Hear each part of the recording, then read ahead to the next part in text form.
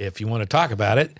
Got 3 of his fingers on his left hand, folks. Were taken out by a Joiner. jointer. Yeah.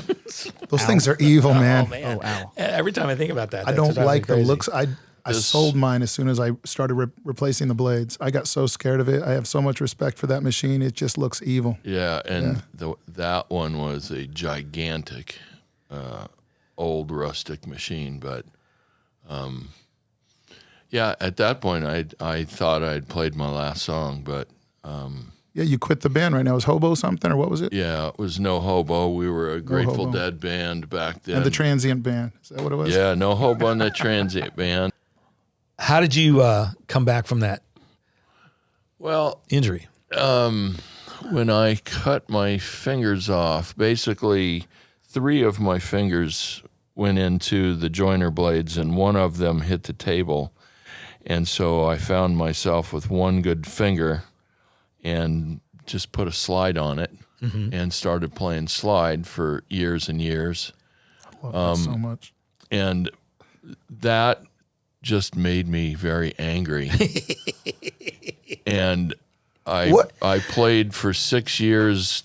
I learned the 4-finger method playing Grateful Dead music, and Noodles, right? Is the name of the group. well, back then it was No Hobo, and we had our little standing gig at Tony's New Yorker every Thursday, and we would pack the place with Deadheads, and then I whacked my hand off, and I started just playing slide guitar with my ex-wife, and she would sing Joni Mitchell and Bonnie Raitt stuff, and I would, play slide in standard tuning because you never knew what key she was going to play this song in. Yeah.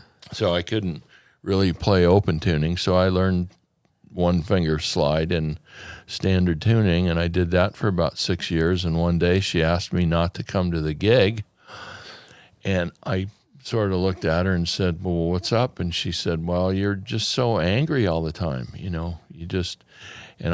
every time I played my guitar, I just wanted to smash it against the side of the building. It was about what I couldn't do and what had been taken away. And it really took years and years for me to deal with that loss emotionally. Mm-hmm. And I quit playing guitar essentially for 2 years. And a friend of mine that I had just met was also a Deadhead, and we used to hang out at Casey Moore's and, do the Friday night thing. And we were sitting there one day talking about music, and he said, well, I used to play rhythm guitar in a bluegrass band. And I said, well, I used to play lead guitar in a Grateful Dead band. Why don't we go to my house and noodle? And we did, and it became clear to me that he had great meter and he could sing. That would be Kim Ladd. And that would be Kim Ladd, the Colonel, we call him.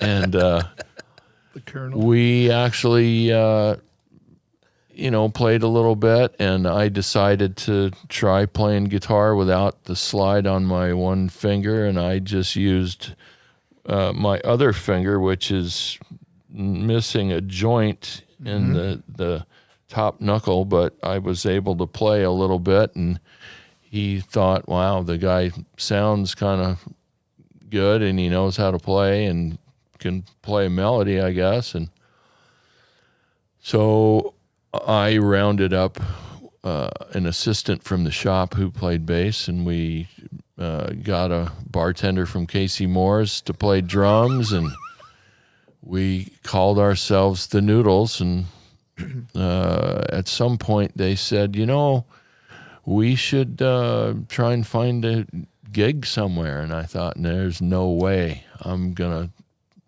You're not going to do it again. I'm not going to bust out the craw in front of people, And he knows what that is. I know, yeah. Yeah, what is... He watched Smart. Maxwell Yeah, Smart we enough. can't get into that right now. That's the bad guy. So Okay, I'm catching that. they said, well, why don't we just do a gig in your backyard and invite all our Deadhead friends and see what happens? And that's what we did.